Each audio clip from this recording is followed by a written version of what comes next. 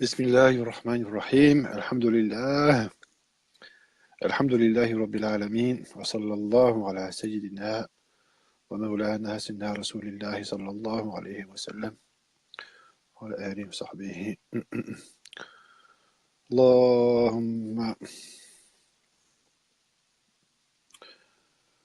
Wa radiyallahu anna shaykhana wa min allamana ya Rabbil Alamin. Wa atba'ihim ajma'in. Wa ba'd. Alhamdulillah. Et voilà réunis dans cette Laylatul Jumu'ah. Alhamdulillah. Pour une septième Jalsa Mohammediya.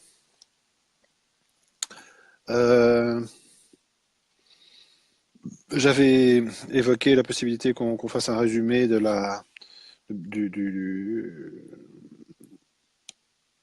chapitre précédent, c'est-à-dire l'ésotérisme islamique. En réalité, Haban, Monsieur Thomas Amin, salam alaikum wa rahmatullah. En réalité, je pense que je vais faire un compte rendu un peu équivalent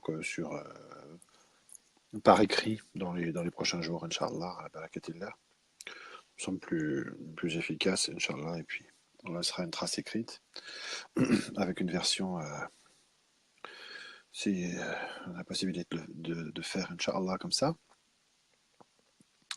Et donc, je vous propose, Inch'Allah, de continuer en lisant le deuxième chapitre des aperçus sur l'ésotérisme islamique et le terrorisme.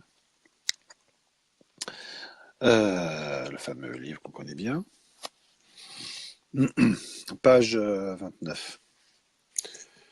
Inch'Allah. Qui s'intitule L'écorce et le noyau. Al-Qishr wal-Lubb. C'est un article qui a été écrit dans les voiles d'Isis en mars 1931.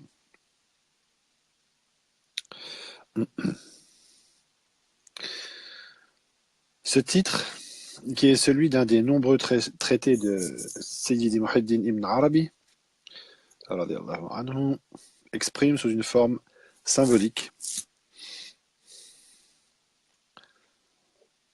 les rapports entre l'exotérisme et l'ésotérisme, comparés respectivement à l'enveloppe d'un fruit et à sa partie intérieure, pulpe ou amande. En note, signalons incidemment que le symbole du fruit, a un rapport avec l'œuf du monde, entre guillemets, ainsi qu'avec le cœur. Voilà, déjà, en une seule phrase, beaucoup de choses sont évoquées. Comme salam wa rahmatullah wa barakatuh, c'est Mohamed, ahlan wa sahlan. Et donc, alors vous voyez que là, maintenant, on a bien compris que si ce n'était le cas précédemment, que quand on parle de symbolisme, là, quand Cheikh Abdul Wahid parle de symbolisme, il ne s'agit pas de rêverie, oui, c'est symbolique, au sens moderne. Non, le symbolisme, c'est une science traditionnelle, c'est un point de vue traditionnel, c'est une intelligence de vérité. Hein. Et comme on va le voir, hein, c'est une science de réflexion, de concentration. C'est tout sauf une simple rêverie et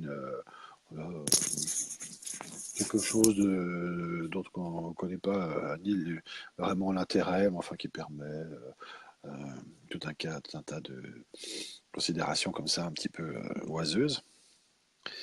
Oui, c'est symbolique. Voilà, hein, dans ce sens, ça ne veut pas dire grand-chose. Enfin, non, là, et surtout, évidemment, sous l'autorité de Cheikh Al-Bar Muhyiddin ibn Arabi, on voit qu'il s'agit d'une science, d'un abord bien particulier et d'une extrême élévation. Hein. À titre indicatif, on pourra aborder aussi ce même symbolisme traité par l'imam Ghazali dans les Ihya Ulumuddin, Inch'Allah, quand on aura l'occasion, Inch'Allah ta'ala. Donc, On poursuit. René Guénon, Cheikh Abou dit l'enveloppe ou l'écorce. Al-Qishr, c'est la charia dans ce symbolisme, c'est-à-dire la loi religieuse extérieure qui s'adresse à tous. Donc là, l'ensemble des musulmans pour ce qui nous concerne. Et qui est faite pour être suivie par tous. Ça pose déjà les choses, c'est-à-dire qu'il n'y a pas à déroger à ça. Hein. Pas parce on se réclame de El-Iman ou de El-Ihsan qu'on échappe à ce cadre général. La loi religieuse extérieure qui s'adresse à tous et qui est faite pour être suivie par tous. Comme l'indique d'ailleurs le sens de grande route, entre guillemets, qui s'attache à la dérivation de son nom. On parle de charia là. Le noyau, l'ub, c'est la haqiqa, c'est-à-dire la vérité ou la réalité essentielle, qui, au contraire de la charia, n'est pas à la portée de tous, mais est réservée à ceux qui savent la découvrir sous les apparences et l'atteindre à travers les formes extérieures qui la recouvrent, la protégeant et la dissimulant tout à la fois.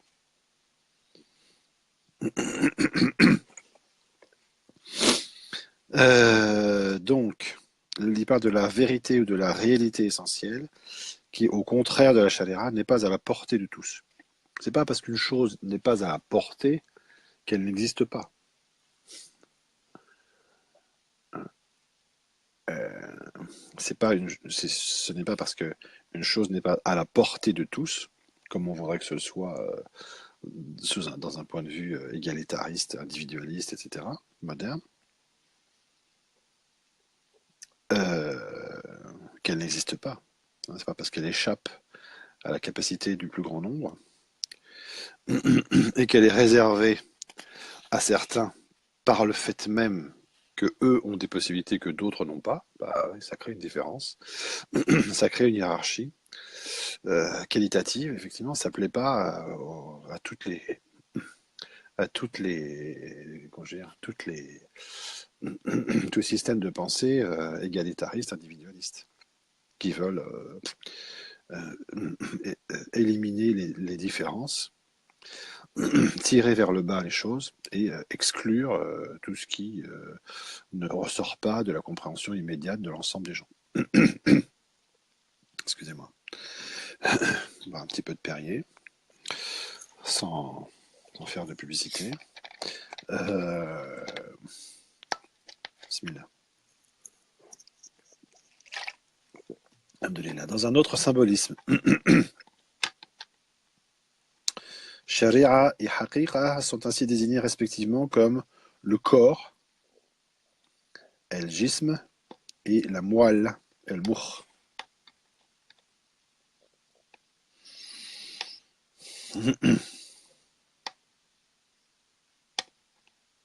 Alors je reviens parce qu'il y a deux notes là. La première, c'est que en rapport avec les formes extérieures qui la recouvrent, la protégeant et la dissimulant tout à la fois. Donc en note, on pourra remarquer que le rôle des formes extérieures, le rôle, c'est la fonction, est en rapport avec le double sens du mot révélation, puisqu'elle manifeste et voile en même temps la doctrine essentielle.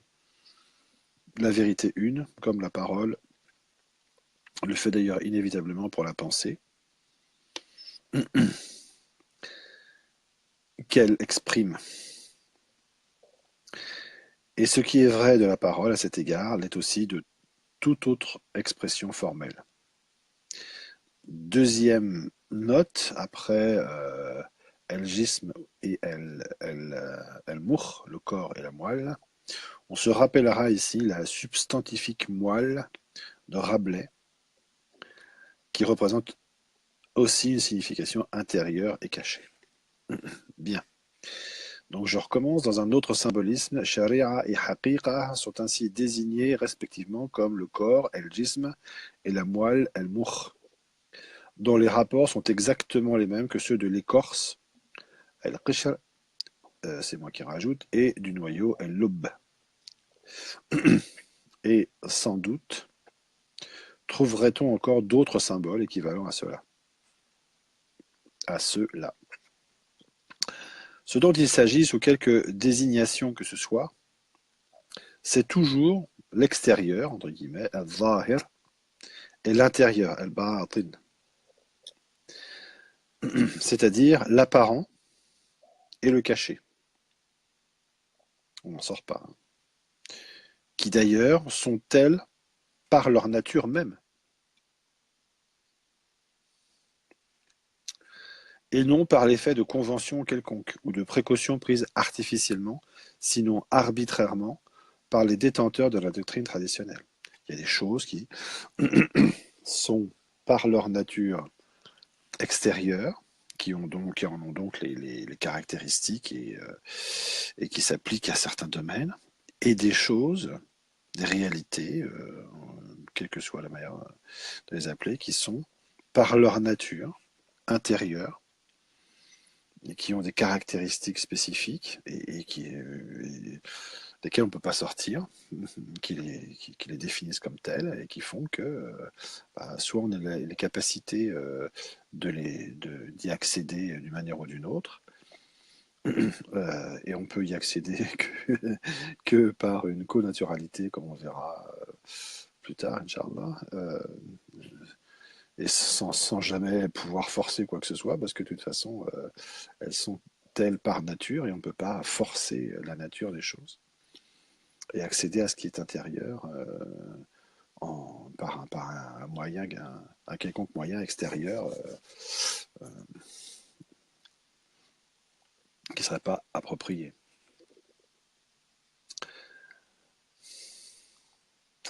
C'est-à-dire l'apparent et le caché, qui d'ailleurs sont telles par leur nature même, et non pas, et non, et non pas par l'effet de convention quelconque, ou de précautions prises artificiellement, sinon arbitrairement par les détenteurs de la doctrine traditionnelle.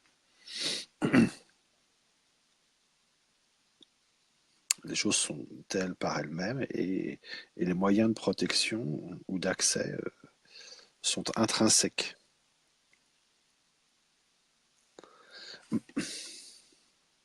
Cet extérieur et cet intérieur sont figurés par la circonférence et son centre, ce qui peut être considéré comme la coupe même du fruit évoqué par le symbolisme précédent, hein, l'œuf par le fruit, etc. On a vu plus haut. En même temps que nous sommes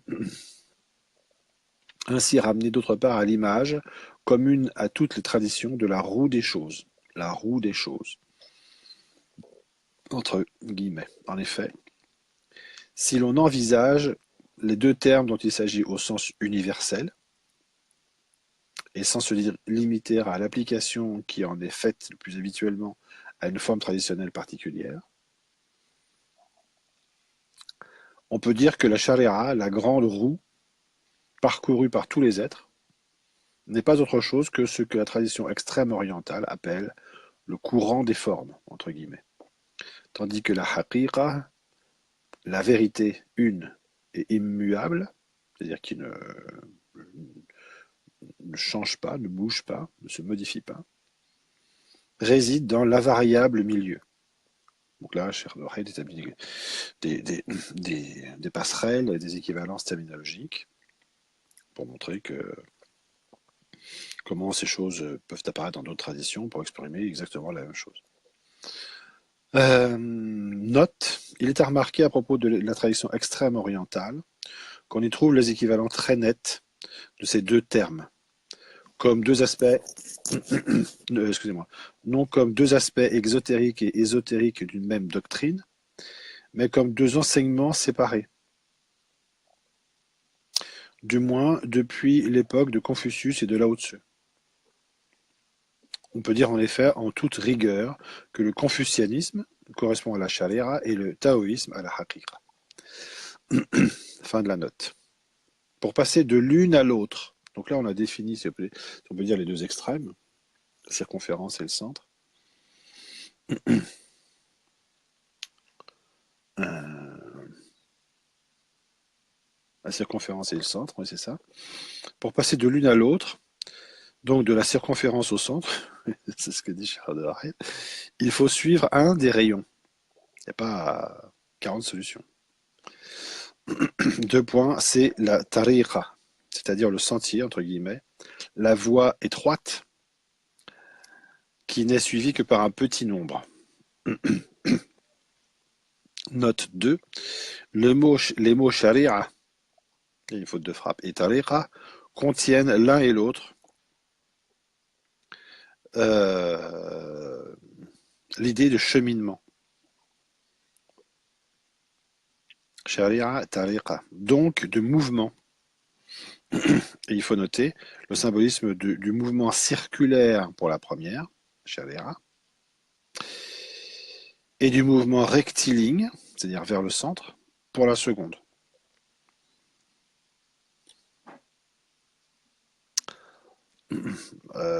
Cheikh Abdelrahid dit que dans un autre endroit, la roue des choses étant donc en action, en mouvement, la chaléra en périphérie maintient les êtres à l'intérieur pour s'opposer à la force d'extraction. À l'intérieur, c'est la limite extérieure, le had, quoi, pour préserver et garder les êtres dans une situation la plus extérieure, mais préserver aussi. Il y a ce double aspect. Hein. Alors que la nature même du mouvement rectiligne est bien différente parce que ça implique une détermination, un changement d'orientation, si on peut dire, et une détermination et une progression qui sont tout autres, bien sûr. Je reprends donc. Il y a en effet changement et multiplicité dans les deux cas. La première devant s'adapter à la diversité des conditions extérieures, la seconde à celle des natures individuelles. Seul l'être qui a atteint effectivement la haqiqa participe par là même de son unité et de son immutabilité. Voilà, ça c'est des... En passant, on peut remarquer que Cheikh Abdelrahid, quand il parle de la haqiqa, voilà, c'est les deux... c'est vraiment les deux critères qu'il rappelle de manière répétée, c'est l'unité et l'immutabilité, qui sont les caractéristiques du principe.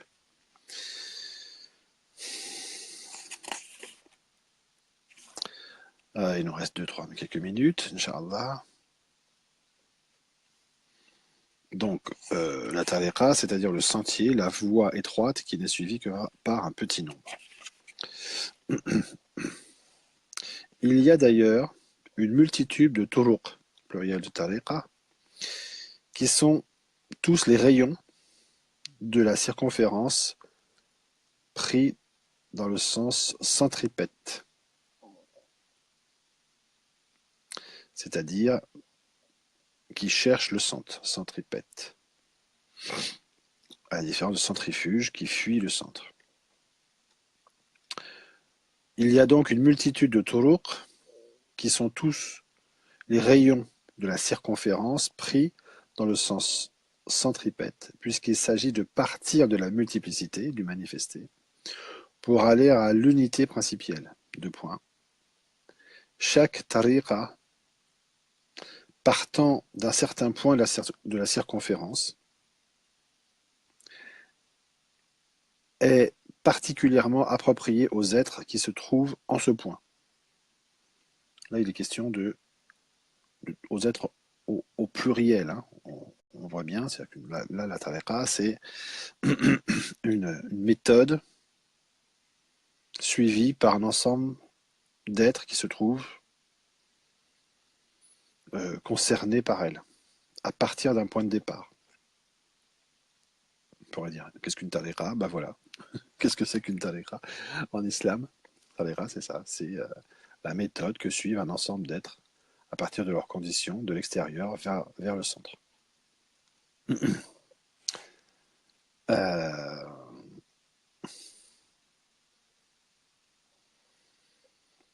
mais toutes, quel que soit leur point de départ, tendent pareillement vers un point unique. Là, il y a une note. Toutes aboutissent au centre et ramènent ainsi les êtres qui les suivent à l'essentielle simplicité de l'état primordial, entre guillemets. La note, vers un point unique. Cette convergence est figurée par celle de la Qibla, entre parenthèses, orientation rituelle, de tous les lieux vers la Kaaba, qui est la maison de Dieu, Baytullah, et dont la forme est celle d'un cube, image de stabilité, occupant le centre d'une circonférence qui est la coupe terrestre, c'est-à-dire entre parenthèses humaine, de la sphère de l'existence universelle, avec majuscule sur existante, et le boujoud, existence universelle. Je relis, parce que là, c'est une phrase qui reprend, vous voyez, différents symbolismes ensemble. Cette convergence est figurée par celle de la Qibla, pardon, orientation rituelle de tous les lieux vers la Kaaba, qui est la maison de Dieu, Baytullah, Bayt Allah, et dont la forme est celle d'un cube, image de stabilité, occupant le centre d'une circonférence qui est la coupe terrestre humaine de la sphère de l'existence universelle. C'est-à-dire la coupe terrestre, c'est une en fait la partie de la sphère selon un plan donné. Quand on considère à l'intérieur de la sphère euh, un plan particulier qui est centré sur le centre de la sphère, eh bien, on a cette image du centre et de la circonférence. Et ce qui a été établi dans la note. Vous vous rappelez. Bien, alhamdoulilah. Bah écoutez, masha'Allah, Allah radiallahu an سيدنا وشيخنا سيدي عبد الواحد يحيى الله يرحمه ويرضاه إن شاء الله يا رب. Inch'Allah, on continuera la lecture à partir de cet endroit, page 32. Inch'Allah ta'ala, certainement, donc après-demain.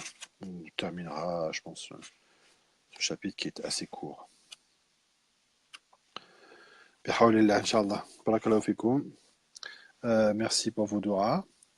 Horiya Shadouli. Allah récompense chacun, Inch'Allah, et qu'Allah يفتحها على الجميع إن شاء الله الحاضرين والغائبين عنا سر الفاتحة وصلى الله على سيدنا محمد بن عبد الله صلى الله عليه وسلم وعلى صحبه وسلم تسليما سبحان ربك رب العزة عما يصفون وسلام على المرسلين والحمد لله رب العالمين السلام عليكم ورحمة الله